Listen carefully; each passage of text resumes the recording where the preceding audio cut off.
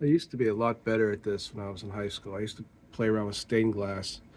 And I was really good at getting it to break. We had these little like pliers that you would press on glass and it would snap where you cut it. I'm noticing something and I was like, wow, this really didn't work the way I intended. And I have these brandy bottles. And I thought, oh, it'd be really easy to cut them. And I went above the tape on here, which is like the label actually, and it didn't work. I'm gonna show you why, because I've been thinking about it. Like I scored it perfectly. You see that seam? Just seam that runs right down the bottle right there.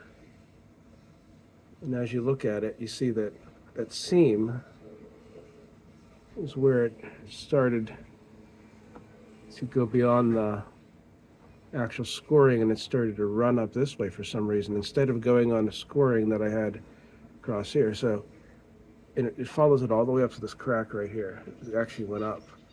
So it went up when it hit this, this mark on here, and it did that. So that was a failure. Second one I scored perfectly, and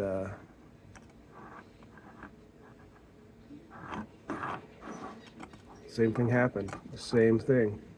You see my scoring is right here on the bottle, but it broke in that way. So they both kind of did the exact same thing. They curved up.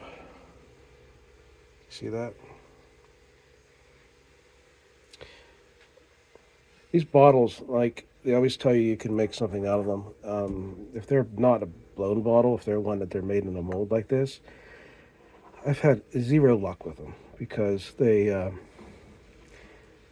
seems like that little mark where they're put in that mold, that seam, it throws off your cut. I'm using hot water. What I do is I fill them with hot water and then slowly put them in cold water so when it cracks, it's not a real fast crack, which is usually what does this. I don't cut myself, but it actually is slower.